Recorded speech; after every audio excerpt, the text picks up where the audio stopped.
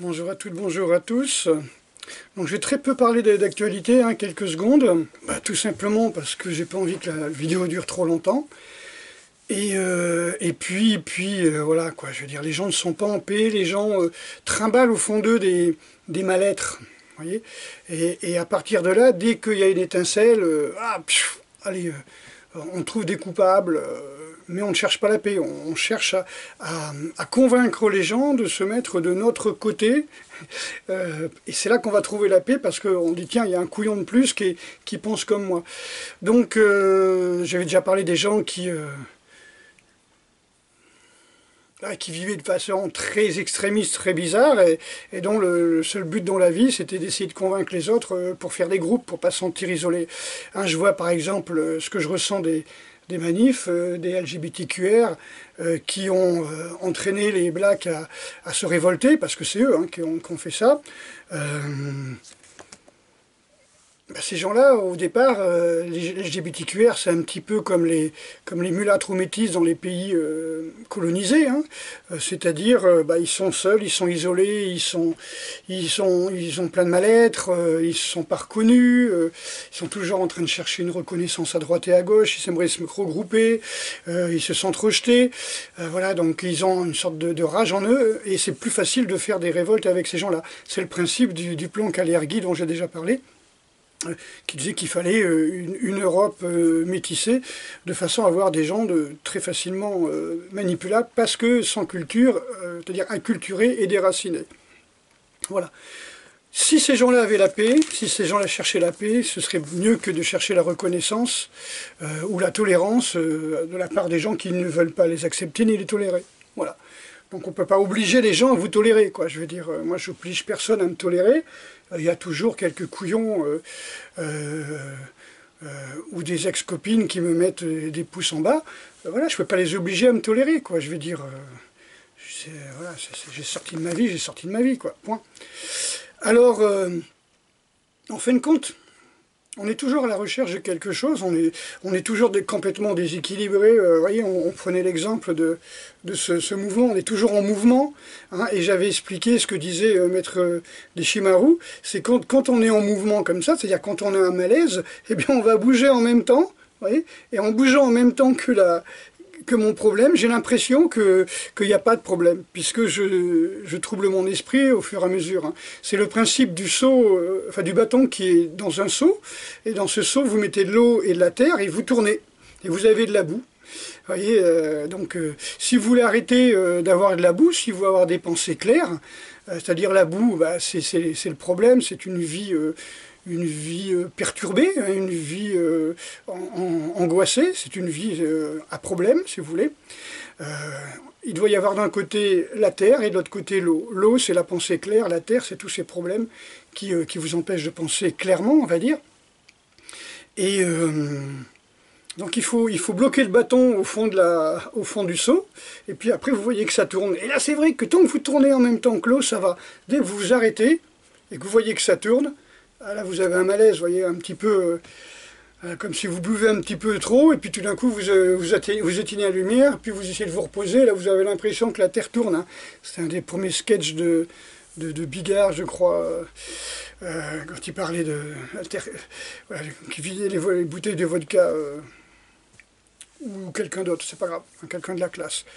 Et voilà, tout ça pour vous dire que peu de gens cherchent à obtenir la paix ou à être en paix, tout simplement parce que ça passe par une période où on doit s'arrêter carrément et observer. Et là, ça fout le tournis, je comprends, ça peut être assez dérangeant, mais ça dure qu'un temps, parce qu'une fois que le tournis est passé, une fois que vous avez enduré et que vous avez patienté, le symbole ninja, c'est endurance, patience, c'est pas pour rien. Une fois qu'on a patienté, qu'on a enduré ce mal-être, qui est en fin de compte un mal-être de notre jugement, de notre façon de penser, de nos inférences, de notre éducation, on l'observe, on laisse passer, puis on devient juste un observateur, c'est-à-dire on se met à distance, la pratique de l'art martial, c'est la pratique de la distance, on se met à distance psychologique, et on observe sans sentiment, sans émotion, et au bout d'un moment, ça ne tourne plus, et la pensée s'éclaircit, et puis la terre tombe au fond du seau, et tout d'un coup, vous voyez à travers. d'accord, à travers l'eau claire. Je ne sais pas si c'est vraiment clair, il faut se visualiser ça. Je n'avais pas prévu d'en parler. Alors que quand on est angoissé, on cherche à calmer nos angoisses. D'accord, on trimballe, comme je disais, comme le LGBTQR ou le métis, qui est dans un monde qui ne semble pas fait pour lui, hein, on va dire. Il est à contre-courant d'un monde, voilà. Par exemple, le métis dans un monde noir ou dans un monde blanc, dans un pays blanc, par exemple, dans un pays noir, il va pas se sentir chez lui, donc il va créer un pays de métis. C'est la solution. Voilà. Donc, ça existe, hein, ce sont des îles. Hein. Et en fait, quand on est angoissé, quand on trimballe un mal-être, qu'est-ce qu'on cherche? Ben, on cherche à avoir beaucoup d'argent, on cherche beaucoup de sexe. Donc l'argent c'est pour se rassurer, le sexe c'est un petit peu pour se shooter avec des hormones de plaisir, on se baffre de nourriture, c'est-à-dire qu'on va aussi jouer sur l'équilibre du système nerveux autonome, on va manger que ce qui nous fait plaisir, hein, des glaces, des Häagen-Dazs, du très très salé ou très très sucré selon notre nature. On a toujours un besoin de sécurité, donc on devient fonctionnaire, on attend que la paye tombe, on sait qu'on a un emploi à vie, à partir de là, on n'a plus à s'inquiéter. Tout ça c'est des fuites, parce que c'est pour contrer une angoisse. C'est pour contrer votre peur, peur d'un manque de sécurité, peur de mourir de faim, peur d'être isolé, peur de la pauvreté, peur du manque de reconnaissance, tout ça. Alors, on dit on veut la paix, on veut acquérir la paix. Mais est-ce qu'on veut avoir la paix ou est-ce qu'on veut être en paix? C'est pas pareil. Hein. Donc, la solution, évidemment, comme j'expliquais, c'est le jeûne, la méditation, hein, tout ça, hein, tout le monde le dit. Mais bon, c'est pas ça, c'est pas mon propos. Mon propos, c'est ça. Vous voyez? Ça, c'est l'état d'esprit. Ça, c'est l'état de paix. L'état de paix, ça veut dire, vous avez arrêté de tourner votre bâton dans le seau de boue, vous avez bloqué, et là, on est, comme disaient les Tibétains, le singe qui est attaché à la chaise au milieu de la maison aux cinq fenêtres, c'est-à-dire les 5 sens. Quand on ne cherche pas à s'enivrer à la pêche aux informations non-stop par les fenêtres. On est là comme ça, on est droit et on ne bouge pas. Voilà. Et on observe sans émotion et on n'est pas perturbé. Là, je ne suis pas perturbé. Et là, hop, je cherche des informations qui vont me donner la rage, qui vont me perturber, etc. Ça va mettre en branle des tas de souvenirs, des tas de rancœurs, des tas de désirs de vengeance, vous voyez, des choses comme ça, des tas de rage, les non-dits, les non-accomplis, les non-faits, ou les trop-faits. D'accord? Voilà. Donc, au lieu de fuir, au lieu de faire une fuite en avance, c'est-à-dire se flinguer dans le boulot, se flinguer dans le sexe, se flinguer dans la bouffe, pour fuir nos angoisses, le mieux c'est de trouver la paix. Voilà, il faut trouver la paix, mais il faut arrêter de se perturber, il faut arrêter d'angoisser, il faut arrêter vous savez, de donner des petits coups, comme ça, il faut arrêter de donner des petits coups non-stop, sur notre mental pour nous perturber. Alors évidemment, encore une fois, la solution c'est la méditation, c'est le travail respiratoire, c'est d'être ici et maintenant, c'est la pleine conscience de l'instant, du moment présent, je ne sais pas comment on pourrait dire, hein, puisque chacun a son langage. Je pense qu'on commence à vivre, on commence à être réellement à partir du moment qu'on est en paix. Votre vie commence à partir du moment où vous êtes en paix. Tant que vous n'êtes pas en paix, vous êtes comme un animal sans arrêt perturbé, piqué avec des chocs électriques, comme ça, on vous manipule par les infos, par l'information, on vous manipule en jouant sur vos sentiments, sur votre ressenti, on vous manipule sur vos peurs, hein, la peur de la maladie, etc. Voilà, faut arrêter de se traumatiser, quoi, c'est tout simplement. Et cette paix, c'est vraiment notre état. Cette paix, c'est chez nous. Vous voyez, chez nous, notre véritable place, c'est la paix. Tant que vous n'êtes pas installé dans la paix, ben, vous vivrez sans arrêt dans toutes ces angoisses, ces perturbations, Mais vous pouvez vous y échapper. Vous pouvez échapper vous échapper de toutes ces angoisses et perturbations, des moments où vous vous arrêtez d'aller à la recherche de l'info qui va vous perturber. C'est un petit peu, comme je disais, on sent une odeur de cramé, de brûlé, hop, on est tout de suite... si ça sent bon, bah, ça nous donne faim, on a envie de voir ce que c'est. Si ça commence à sentir la chair brûlée, on commence à se poser des questions. Vous voyez. Donc on est sans arrêt attiré par nos sens. Et après, une fois qu'on a cette information, ben, on l'analyse et on dit c'est bien, c'est pas bien. C'est-à-dire on juge, on donne un visage, on donne un sens à cette information.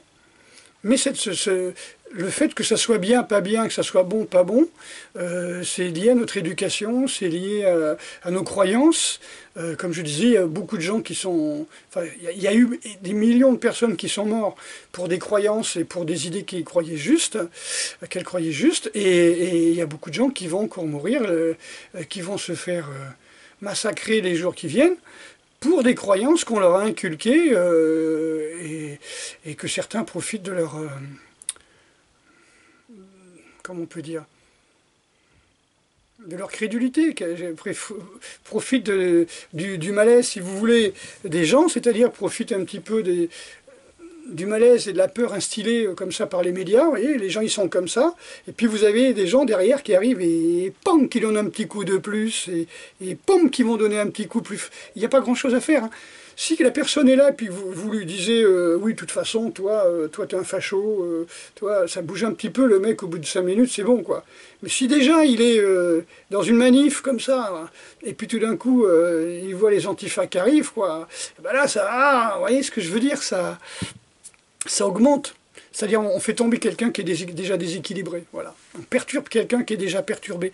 Et je pense que vous avez quelques gens comme Soros qui profitent de ces créations, hein, c'est-à-dire des lobbies LGBTQI, pour utiliser les blacks et à faire des manifestations contre des situations qu'ils n'ont pas connues, c'est-à-dire le racisme de l'époque des colonies, voilà, des champs de coton et compagnie. Et ils veulent culpabiliser les gens qui n'ont rien à foutre, c'est-à-dire qu'ils veulent les entraîner dans leur malaise, quoi. Ils se sentent malheureux, ils cherchent des coupables. Donc il faut que vous soyez les coupables. Et si vous vous en foutez, ben, vous êtes un putain de facho blanc, quoi. Si vous dites, mais non, moi j'ai rien à faire avec ça, moi j'ai envoyé personne dans les champs de coton, j'ai pas d'esclaves, voilà. Ouais, comme on dit, si vous avez un téléphone portable, il y a quand même des gamins qui travaillent pour vous dans les mines, hein. Bref. Oui, c'est ça aussi, c'est-à-dire que les clans à Soros, et les LGBTQI et autres mouvements, Antifa, ils vont plutôt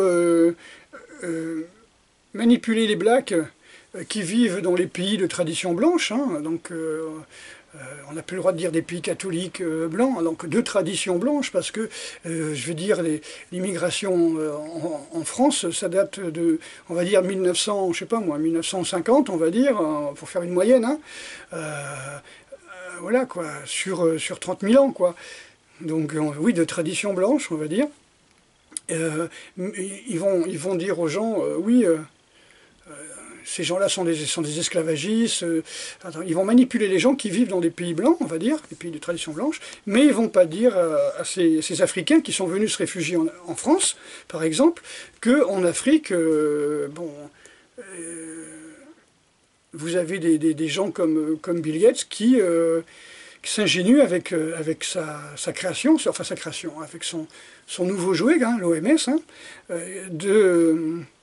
de stériliser des millions de jeunes filles, quoi. Et de gamins, hein, je veux dire, c'est-à-dire d'avorter et de stériliser par des vaccinations abortives ou des nouvelles vaccinations, de stériliser les gamins et les femmes avec le Covid, le nouveau vaccin Covid, ou bien le vaccin contre le papillomavirus, voilà. Donc, des moments qu'il y a virus, un coronavirus, papillomavirus, c'est forcément mauvais, voilà. Donc, on fait peur et on vaccine. Évidemment, les dirigeants africains savent très bien que c'est de l'horreur, mais c'est à coups de millions de dollars qu'ils reçoivent. Alors, ils disent rien, quoi. On les met au pouvoir, on les enrichit. C'est malheureux, c'est malheureux. C'est les dirigeants africains qui laissent mourir leur peuple. Ça me déglingue. Voilà, donc plutôt que de passer d'une angoisse à une autre, d'une perturbation à une autre pour éviter d'être en paix, c'est-à-dire pour éviter de voir vos problèmes, de faire une sorte de fuite en avant constante, à vous tuer au boulot pour le plaisir de quelqu'un que vous enrichissez, plutôt que je sais pas moi, de vendre votre vie, de vous faire manipuler par les médias, eh bien vous asseyez, vous concentrez sur votre respiration, et puis vous trouvez la paix. D'accord? En moyenne, vous allez voir que quand vous commencez à vous asseoir et à laisser passer les pensées, au bout de 10 minutes, vous avez une sorte de perturbation qui va arriver comme quand vous courez, hein, quand vous commencez à courir. Hein, si vous gardez les sensations on va dire des 3 premières minutes, vous arrêtez de courir, parce que le corps il est en train de se chauffer. Là, c'est pareil, quand vous commencez à méditer, le corps pendant 10 minutes, ça commence les pressions montent, les tensions se relâchent, les organes se relâchent, donc l'énergie cherche à passer dans son cycle organique, hein, c'est-à-dire d'un organe à l'autre, voir les cycles de la médecine chinoise, et ça, ça se fait pas sans douleur, comme ça, hein, sans angoisse. Vous avez des pensées qui reviennent aussi. Comme l'énergie circule, ça libère aussi d'autres énergies, hein, donc ça peut faire que vous ayez des petites douleurs ou encore plus d'angoisse. Au bout de 20 minutes, ça commence à être bien chaud, mais déjà si vous restez 20 minutes pour méditer, déjà, tous les jours, même, vous allez voir, au bout de 20 minutes, votre mental qui fait ça, hop, il arrive à se calmer et à rester droit. Voilà, tout ça pour vous dire qu'il faut chercher la paix. Quand on dit chercher, c'est désirer. Le désir, c'est un manque de paix. Alors comment avoir la paix? Vous arrêtez de vous perturber. Comment avoir la paix? Vous arrêtez vous cessez de chercher des informations perturbatrices. C'est comme si vous mangez, par exemple, vous êtes dans un monastère, vous mangez du riz, par exemple, hein, du riz avec des algues, hein, donc c'est très neutre, hein, c'est aussi sucré et salé que le sang, hein, à peu près, pH 7 à peu près, hein, du riz avec des algues, et puis vous mangez, vous prenez un peu de thé comme ça, il n'y a pas de problème, et puis tout d'un coup, cette paix, vous ne la supportez plus parce que vous n'êtes pas habitué à la paix, vous avez envie d'être perturbé, vous prenez un bounty, le glucose qui va vous exploser les neurones, quoi, là. Et là, vous allez voir que la méditation va être beaucoup plus dure. Ou alors vous allez manger des chips bien salés, comme ça, au glutamate, là, avec du sel, du sucre au-dessus, là, un bon petit coca à l'aspartame et tout ça, vous allez voir, c'est pareil, vous allez être perturbé. Et c'est incroyable, hein, c'est comme, je me souviens de cette génération des années 70 que j'ai fréquentée, qui avait toujours un café, un chewing-gum ou une cigarette à la bouche, quoi. Il fallait toujours qu'il y ait une information qui soit là tout le temps. C'était la génération anti-paix, vous voyez, les gens ne supportaient pas la paix. Donc, tout ce que je vous souhaite, c'est de trouver la paix. Vous allez voir que quand vous trouvez la paix, à n'importe quel âge, c'est à partir de ce moment-là que vous commencez à exister. Vous laissez tomber, vous lâchez prise, vous lâchez les armes, d'accord? Plutôt que de chercher, comme on dit, à sans arrêt, accumuler des armes. Les armes, ça peut être des armes juridiques, hein, des choses comme ça. Même le fait même que vous soyez fonctionnaire, bam, c'est comme si vous aviez une arme sur vous. Hein. Et oui, puisque là, vous êtes intouchable. Hein. Je ne me rappelle plus les accords c'est un pays, une ville espagnole, je ne sais pas quoi, hein, où tout fonctionnaire a le droit de tirer sur quelqu'un qui menace la sécurité publique ou l'État, ou voilà. C'est pas Barcelone, je sais pas, un truc comme ça. Bref, donc, Madrid, les accords de Madrid, je sais pas. Donc je vous encourage à trouver la paix en cessant de chercher à droite et à gauche des solutions à des problèmes. En fin de compte, les problèmes souvent viennent de vous. Comme disait Épictète, hein, le problème, c'est jamais la chose qui arrive dans votre vie, hein, c'est votre façon de l'appréhender. Si vous refusez, évidemment, on ne peut pas tout accepter, mais vous pouvez essayer de comprendre pourquoi ces choses-là vous arrivent. Dans la tradition, on va dire, ésotérique, on dit que aucun problème qui nous arrive durant notre vie n'a été choisi par le hasard. C'est nous qui l'avons choisi. C'est nous qui avons choisi à 15 ans d'avoir telle expérience, à 19 ans telle expérience, à 33 ans tel accident, connaître la mort de nos proches à 45 ans, etc. etc. C'est nous qui avons choisi de nous incarner pour connaître ces problèmes, c'est-à-dire ces étapes, Et ces étapes, on les a choisies, on a choisi le moment uniquement comme une épreuve que nous pouvons surmonter. Voilà. On n'a pas choisi pour nous, c'est dur à expliquer, des épreuves que l'on ne peut pas surmonter. Donc si on a réussi à surmonter l'épreuve que nous on a choisi, pardon, et qui arrive, enfin ce problème qui arrive dans votre vie à 15 ans, vous le passez. Après vous avez un problème un peu plus fort, un problème c'est une épreuve, hein, une marche qui nous fait grimper. Eh ben, vous l'avez à 19 ans, à 25 ans vous avez encore un autre problème, etc., à 40 ans, etc. Généralement c'est tous les 7 ans, mais pourquoi pas. Donc ce qui est dit aussi, c'est que si à 15 ans, vous avez un problème, genre un petit problème amoureux, une déception, etc., et puis qu'au lieu de comprendre, d'accepter, de lâcher prise, bah, vous commencez à fumer les pétos, à boire de l'alcool, et puis à devenir une racaille, et ben à partir de ce moment-là, vous n'avez pas résolu votre problème, vous n'avez pas grandi, vous êtes resté sur la même marche. Ce qui fait que ce problème, eh ben, il reviendra toute votre vie, jusqu'à temps que vous franchissiez. Et le problème que vous deviez avoir à 19 ans, eh ben, vous l'aurez à 50 ans. Hein, c'est-à-dire tant que vous n'avez pas résolu ce problème-là que vous avez eu à 15 ans et que vous avez décidé d'avoir à 15 ans avant de vous incarner. Voilà. Hein, je ne sais pas comment vous dire, hein. Il paraît qu'au moment de notre mort, quand on a fait la paix en nous, on arrive à se libérer, on arrive à être entouré de personnes qui nous aident à voir ce que l'on a fait durant notre vie et quel va être le but de notre prochaine incarnation, si le besoin s'en fait sentir. Et à partir de ce moment-là, ben, on juge nous-mêmes notre vie en disant bah, « là j'ai pas été cool, là j'ai été un salaud, là j'aurais pas dû faire ça ». Et donc vous décidez d'avoir des épreuves pour arriver à comprendre dans votre prochaine vie. Donc c'est vous qui vous mettez vos épreuves. Donc ces épreuves sont toujours, entre guillemets, justes. Elles arrivent au moment où elles doivent arriver. Parce que jamais vous allez essayer de vous tuer, jamais vous incarnez pour vous faire souffrir. Vous incarnez pour grimper, pour monter, pour évoluer, pour vous épanouir. C'est aberrant que quelqu'un s'incarne à ce niveau-là et puis il se fout des épreuves pour descendre. Non, les épreuves elles sont toujours pour grandir. Par contre, si vous les fuyez par, comme j'expliquais, une fuite effrénée dans le monde du travail, par l'alcool, par le sexe, par les drogues, vous n'apprendrez rien, quoi. C'est toujours une fuite. Vous savez, je parlais des cerveaux sans arrêt perturbés par des modificateurs de conscience, la cigarette, le chewing-gum, le café, le système nerveux autonome n'arrive jamais à être stable. Vous êtes complètement, vous passez d'une colère à un endormissement, on va dire, d'un état complètement abattu à un état complètement euphorique, donc vous devenez cyclotimique, vous voyez. Donc c'est grave, quoi. Ça mène à la schizophrénie quand même. Hein. Voilà, parano, schizophrénie, voilà. Voilà, je pense que c'est tout ce que j'avais à vous dire.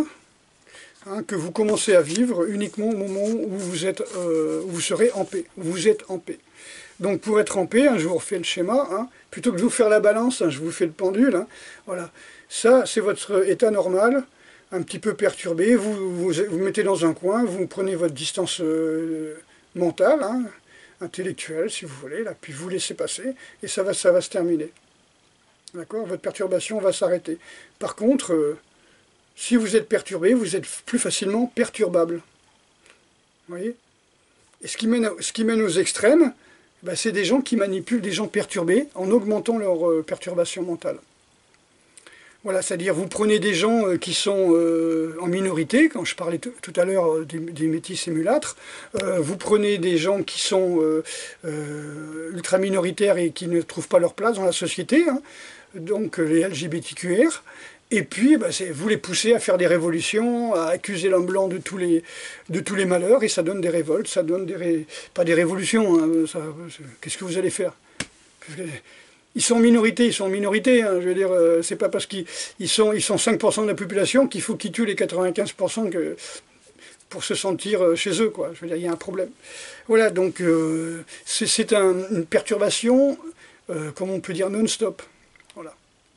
Et les LGBTQR, je parle par exemple pour les trans, certains font des sites en disant surtout ne devenez jamais transgenre parce que vous êtes dépendant à vie d'hormones, d'antidépresseurs et tous les autres médicaments qui vont faire que, enfin, qui vont être nécessités par tout ce trouble hormonal et tous ces